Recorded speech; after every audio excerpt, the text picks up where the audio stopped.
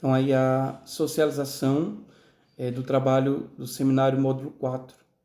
O nome da professora, Antônia Lilian Ferreira de Paiva. O nome do aluno, meu nome, José Cícero da Silva Ferreira. O tema deste módulo é Medievo, Modernidade e Transições. E o tema que eu escolhi foi Dona Maria I, a Louca. O presente trabalho apresenta um resumo da vida de Dona Maria I e procura responder a seguinte pergunta: o que causou a sua loucura? Tendo como objetivo entender um pouco a sua história de vida, a metodologia utilizada neste trabalho foi de natureza qualitativa por meio de pesquisa bibliográfica. Então, basicamente, este trabalho ele é um resumo da vida dessa mulher, né? Tão importante para a nossa história, para a história geral e para a história do Brasil, que foi Rainha de Portugal, Dona Maria I, né? Então, é um desenvolvimento um pouco da vida dela, um resumo, né? Esse trabalho é um resumo da vida dela, certo? Um pouco, né, da vida dela.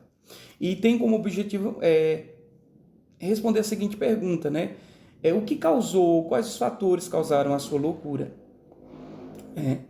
E a metodologia que eu utilizei neste trabalho foi de origem qualitativa, onde eu tive um livro em PDF da Mel Del Priore, né, que é o livro Dona Maria I, As Perdas e as Glórias da Rainha que ficou conhecida na história como a Louca, né? E este livro em PDF que eu consegui foi a fonte histórica utilizada, porém eu fiz uma pesquisa bibliográfica, né, no Google Acadêmico, em alguns trabalhos que foram ali postados no Google Acadêmico, e eu pude desenvolver este trabalho que estou apresentando agora.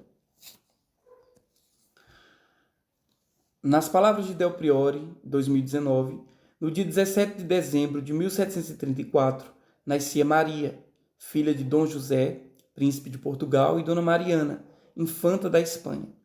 Sendo a primeira das 4 filhas do casal e tendo como padrinhos os avós paternos, o rei Dom João V e a rainha Mariana de Áustria. Nasceram no Paço da Ribeira, Lisboa, Portugal, e receberam o seguinte nome: Maria, Francisca, Isabel, Josefa, Antônia, Gertrudes, Rita, Joana de Bragança e Bourbon. O seu nascimento trouxe muita alegria para todo o reino, houve festas e celebrações religiosas. Então, de acordo aí com Del Priore, né, ela cita o dia do nascimento da Maria, né, que foi o dia 17 de dezembro de 1734. Nasceu no Paço da Ribeira, em Lisboa, Portugal, e ela era filha do príncipe de Portugal, Dom José, e da infanta da Espanha, Dona Mariana, né? A primeira, né, das suas filhas que eles tiveram, né? Então ela foi a primeira das suas 4 filhas, se eu não me engano foram 4 filhas, 4 filhas do casal aí que eles tiveram. Então, assim que ela nasceu, né,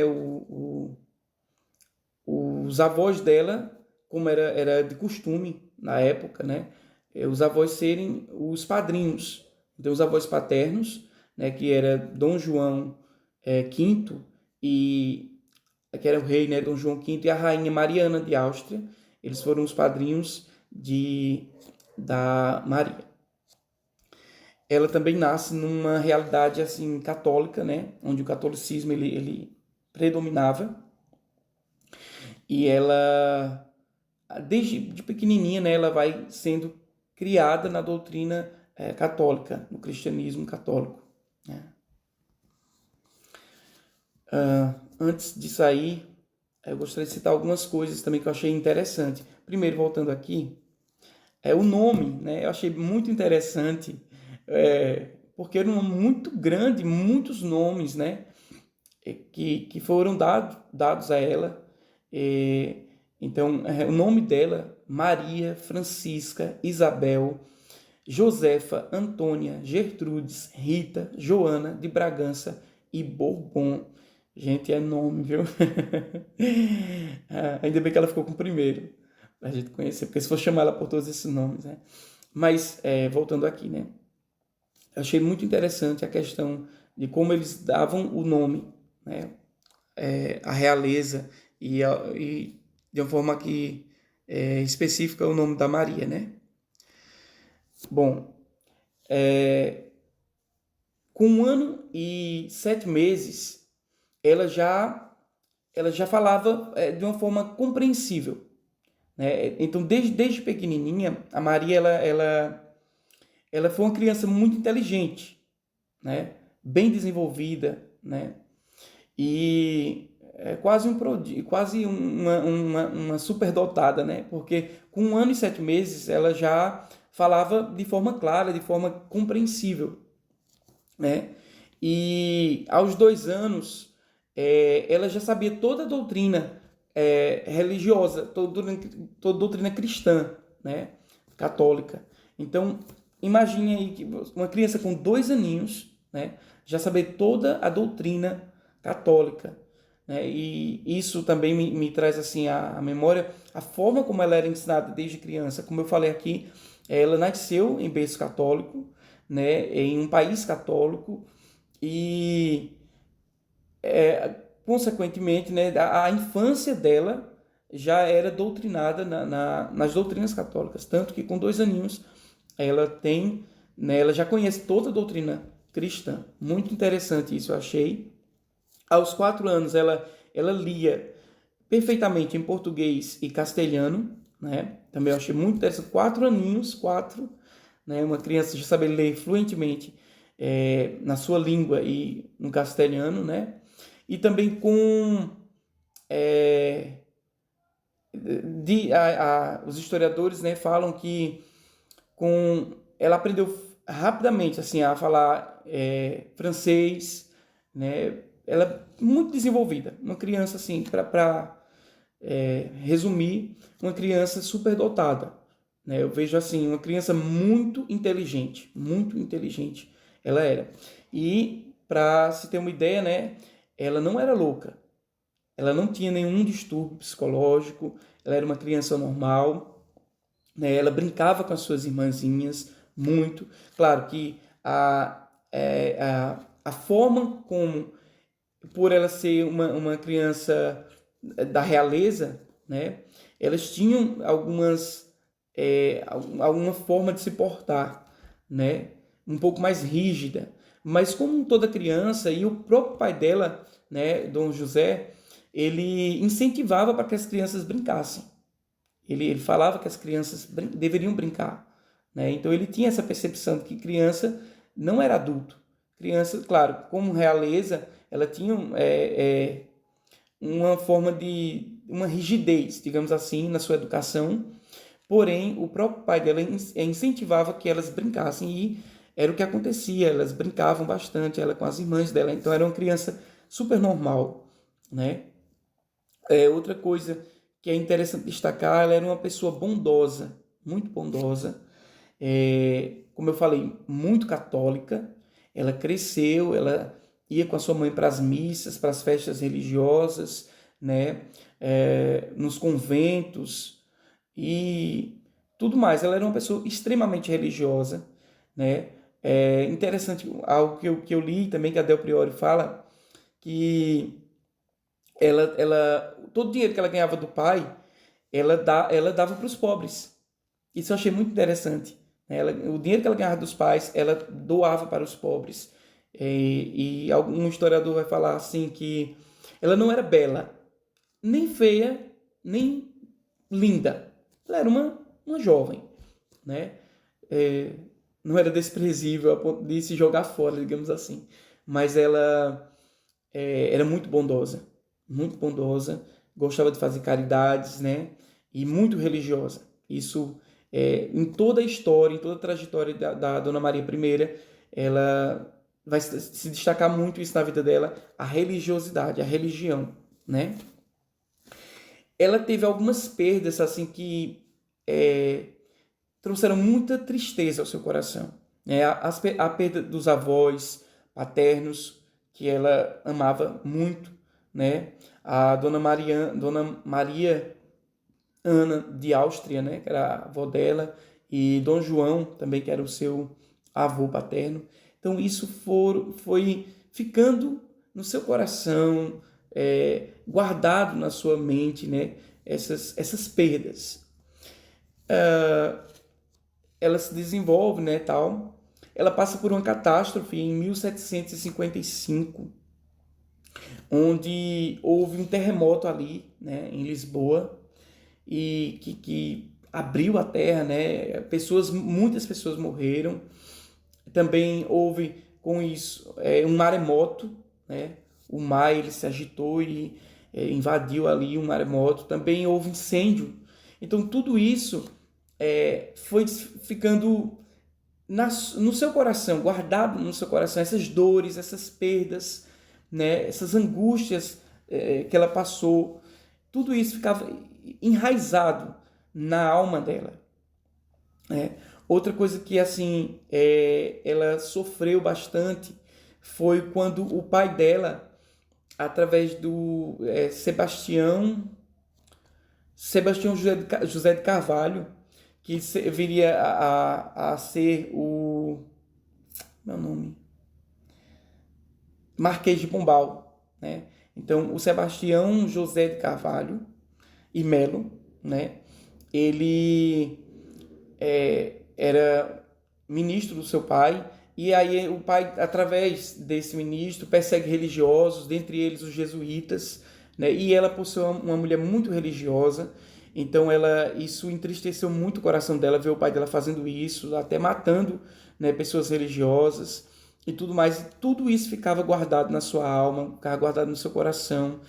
E para somar-se a tudo isso, todas essas desgraças, essas perdas, né, essas tristezas que ela vinha passando, o pai dela tornou-se adúltero, né? Então traiu a sua mãe com uma outra mulher, e ela ficou assim, com uma mágoa muito grande do seu pai, mas ao mesmo tempo que ela tinha essa mágoa, que ela sentia repúdio pelo pai, né? Ela repudiava o pai, ela tinha que respeitá-lo como filha e como, consequentemente, herdeira do trono do pai, né? Então, isso na mente dela era bem complexo, né?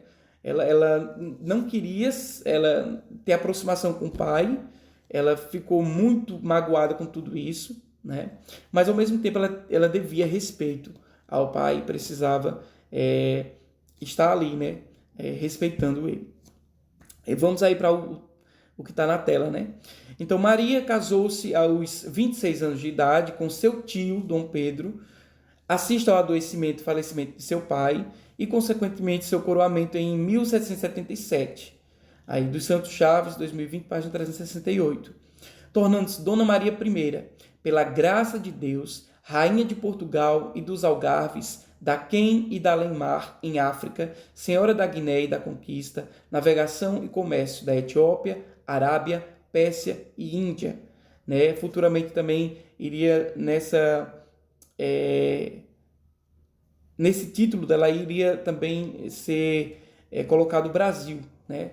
Então ela era rainha de Portugal e dos Algarves e do Brasil, enfim, né? Mas eu só coloquei essa fundamentação aí, certo? Essa citação aí.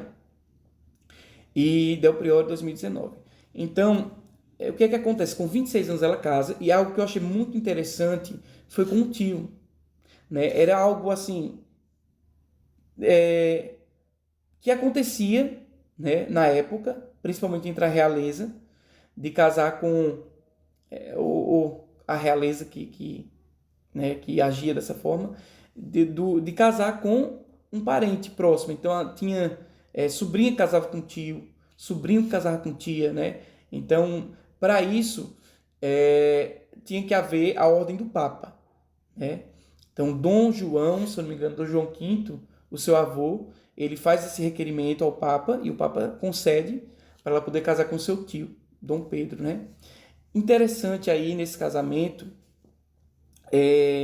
que eles, digamos assim, tem aquele casamento que casa, né? Eles se combinaram, se respeitavam muito. Foi um casamento muito abençoado, né? De acordo com Del Priore, ela amava muito e dizia assim algo do tipo meu marido, meu tio, marido, alguma coisa desse tipo.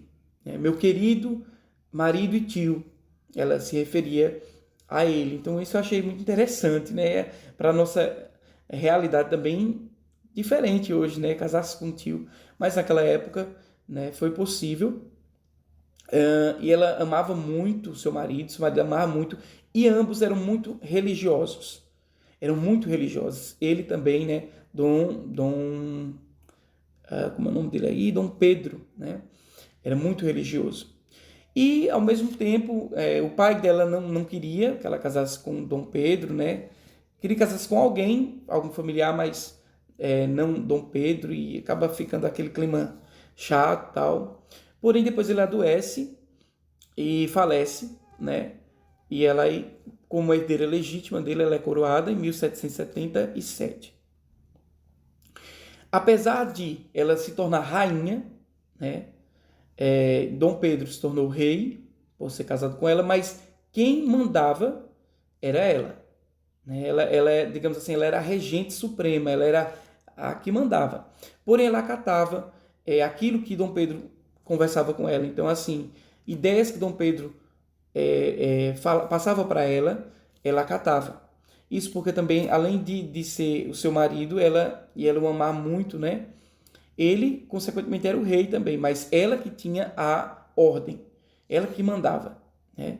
Mas isso nunca foi problema entre os dois, eles viveram toda a vida muito bem relacionado a isso. Outra coisa interessante, que eles tiveram 6 filhos, 3 morreram na infância, né? Foram 3 mulheres e 3 homens. E aí 3 ficam jovens, né, adultos, porém Dom Pedro vai morrer. Né? Já adulto, ele morre.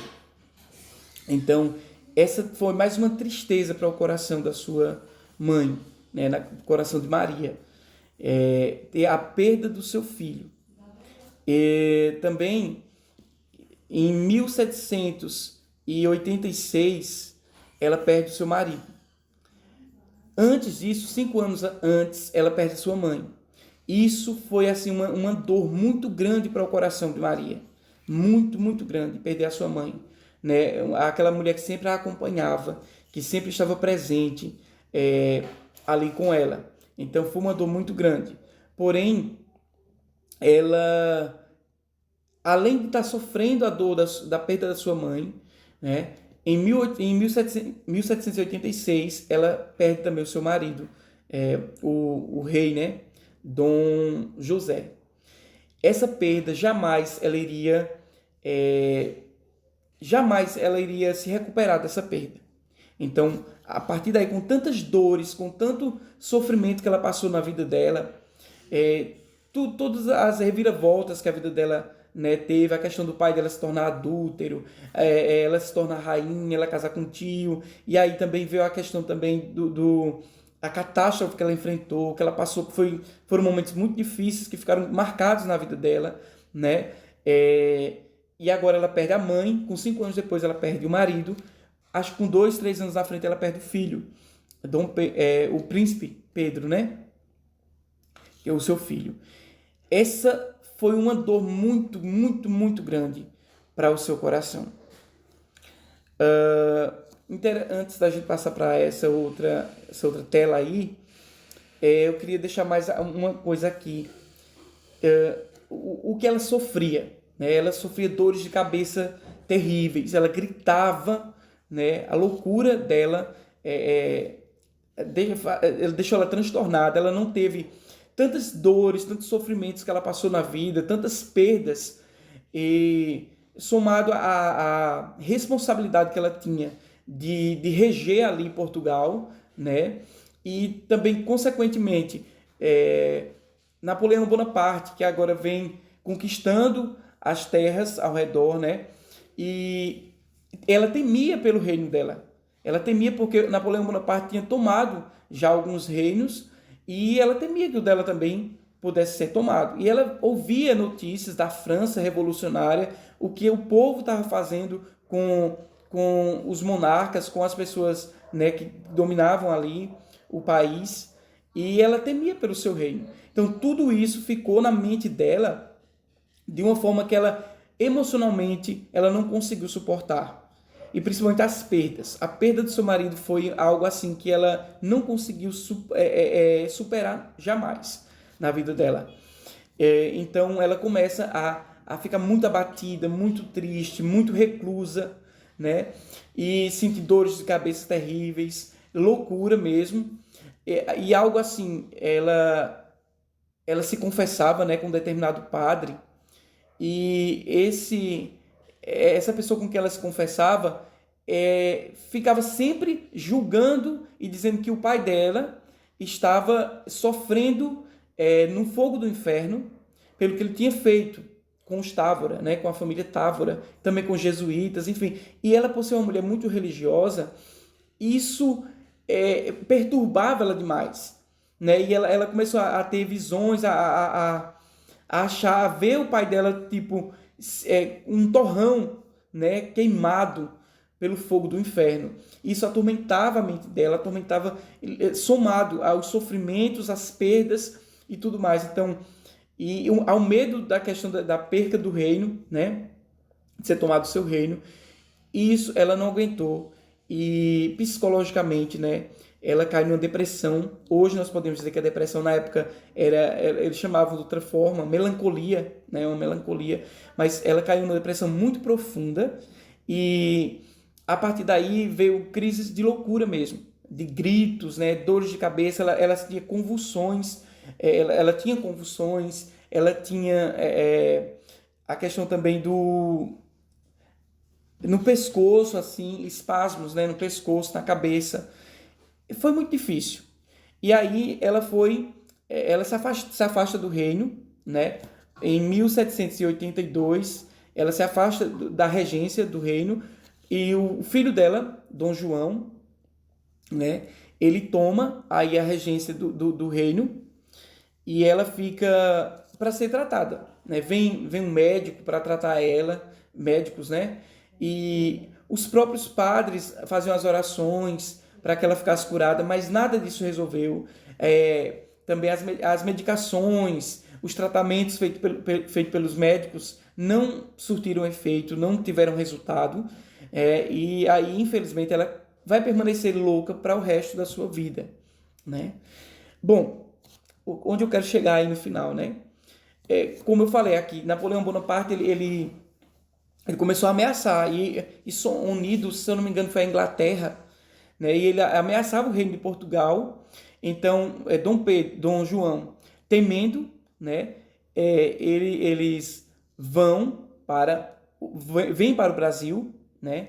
A família real vem para o Brasil, e as pessoas em Portugal mesmo ficaram atônitas, ficaram assim, sem acreditar, né? Que eles iam deixar eles lá, o povo lá, iam abandonar o povo para vir para o Brasil. Então eles vieram para o Brasil, e aqui no Brasil eles se estabelecem, né, durante um tempo, e Dona Maria I vai morrer aqui no Brasil, né? Mas algo que eu também achei interessante na história de Dona Maria I é a questão que é sob a ordem dela que Tiradentes é morto, né? Apesar de ser uma mulher amante da paz, a história diz que ela é amante da paz, bondosa, generosa, era uma mulher que tinha um amor muito grande pela igreja, pelo cristianismo, né? Muito religiosa, porém, sob a regência dela, Tiradentes foi morto, né?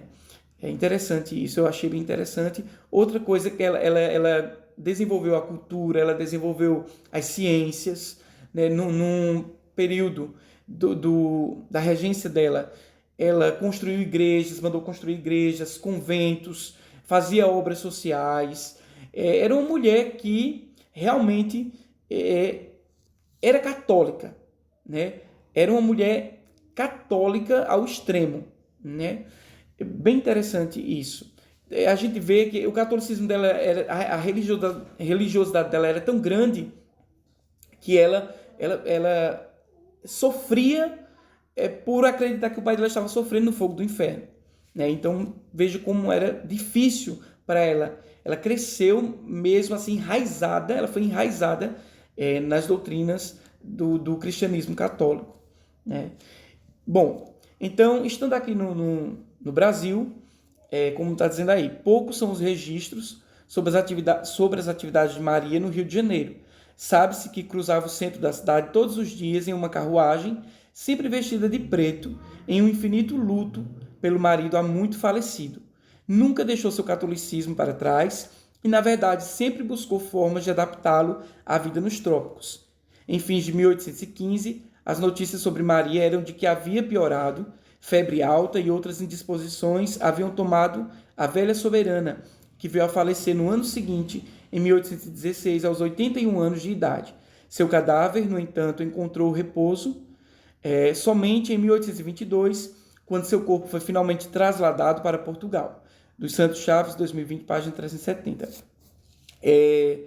Então, aqui no Brasil, também tem algo que eu li, né, nos estudos que eu estava fazendo, que aquele ditado que diz assim, Maria vai com as outras, ele é a partir de Maria I, né, que ele se torna falado. Por quê? Porque pela loucura dela, então ela não saía mais sozinha, as damas de companhia, né, levavam ela para passear. Então, para onde ela ia, as damas iam com ela. Então, quando as pessoas viam, diziam assim, olha, Maria vai com as outras, né? Dona Maria vai com as outras. E aí ficou esse ditado, Maria vai com as outras, né? Para simbolizar uma pessoa que não tem opinião própria, que vai pelos outros, enfim. Mas a partir de Maria I, eu achei bem interessante isso, né? E como eu falei aí, né? Então, o luto dela foi algo que ela não superou, né? E como diz aí o texto, né? Em um luto infinito. Ela nunca tirou o luto pelo seu marido, né? Ela nunca superou a morte do seu marido. E aí, em 1815, ela adoece, né?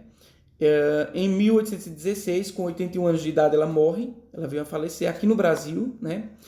Ela é enterrada aqui no Brasil, porém, quando Dom João ele volta para Portugal e ele vai se tornar o rei de Portugal, ele manda levar os ossos dela para ser colocado lá junto com os da família real, lá em Portugal. É como diz aí o texto, né? Porém, o seu cadáver, no entanto, encontrou repouso somente em 1822, quando seu corpo foi finalmente trasladado para Portugal. Aí uma foto, né? Pintura da Rainha Maria I, feita por um artista desconhecido do século XVIII. Né? Para a gente ter uma noção mais ou menos de como ela era. A metodologia, né? Tendo como tema a vida de Dona Maria I, Rainha de Portugal, buscou-se responder a seguinte pergunta: o que causou a sua loucura? Né? Tendo como objetivo compreender um pouco mais da história desta monarca. Foi assim que este trabalho desenvolveu-se. Foi utilizado o método qualitativo por meio de pesquisa bibliográfica em artigos publicados no Google Acadêmico e usou-se como fonte histórica o livro da autora Melry Del Priore, no formato PDF, intitulado Dona Maria I, As Perdas e as Glórias da Rainha, que entrou para a história como a Louca. Então, como eu já expliquei no começo, né, foi uma pesquisa bibliográfica de natureza qualitativa, usando como fonte este livro da Melry Del Priore, em formato PDF, e buscou-se isso, né, buscou-se entender o que levou Dona Maria, que era uma pessoa saudável, era uma criança saudável, era uma jovem saudável, casou-se, teve filhos, né, saudável, o que levou ela a desenvolver a loucura. Resultados e discussões. Sendo assim, este trabalho busca contribuir para a compreensão que, mesmo sendo uma mulher saudável, inteligente, uma grande líder, Maria era apenas uma mulher normal, que não conseguiu resistir psicologicamente e emocionalmente aos seus medos, suas angústias e às muitas perdas de entes queridos que sofreu em sua vida.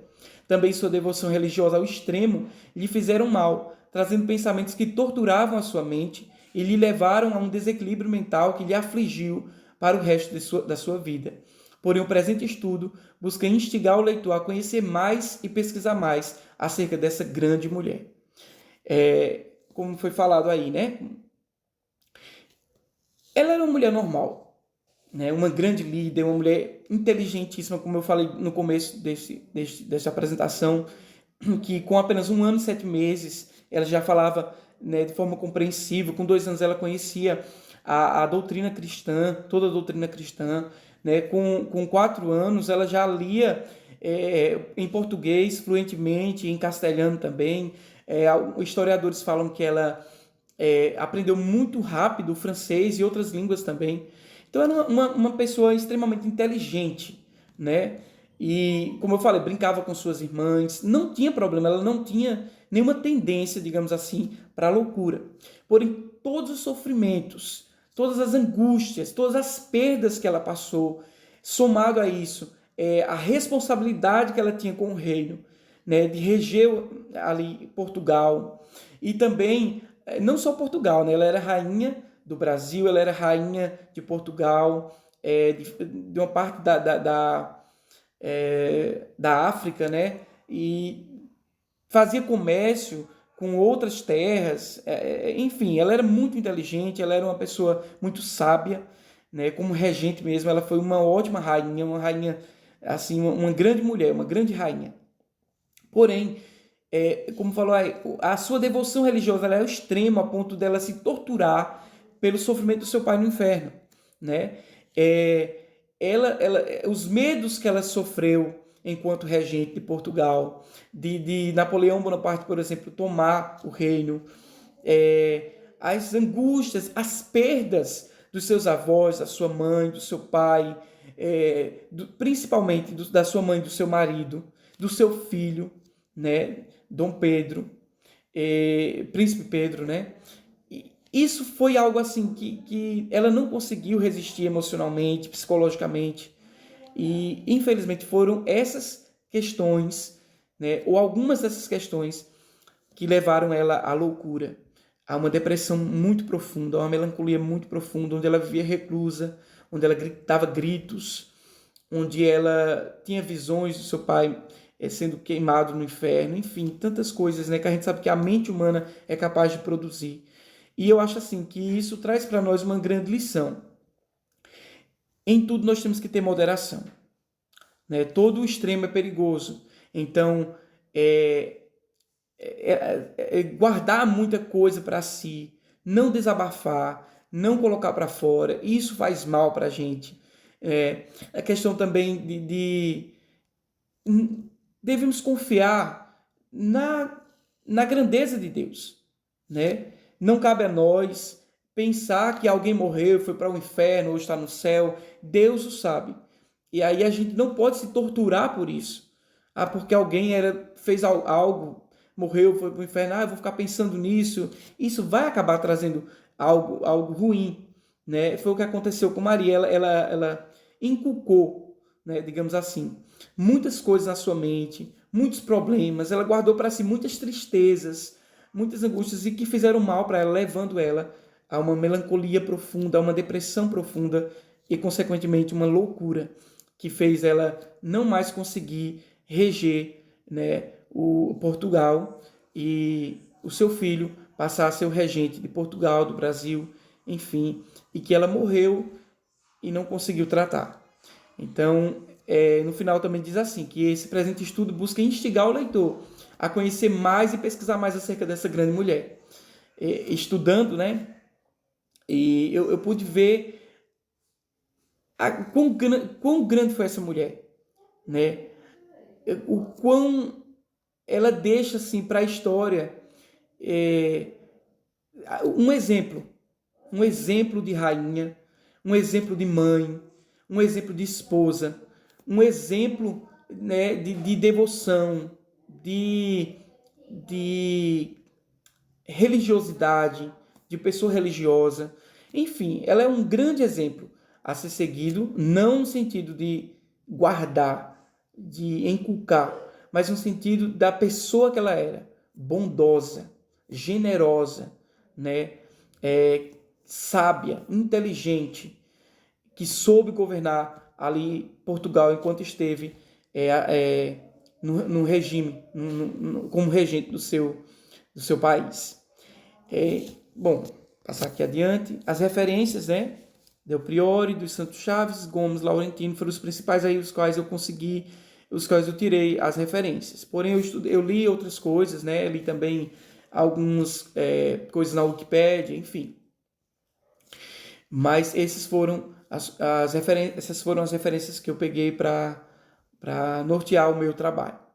Espero aí que tenha conseguido ser claro, né, compreensível, e que esse meu trabalho, esse estudo desenvolvido por mim possa somar e possa instigar outras pessoas a fazerem o mesmo, a buscarem conhecer mais, a lerem mais acerca de Dona Maria I, né? Porque tem muita coisa na história dessa mulher que vale a pena você estudar, você se aprofundar mais, tá certo? Deus abençoe e até uma próxima.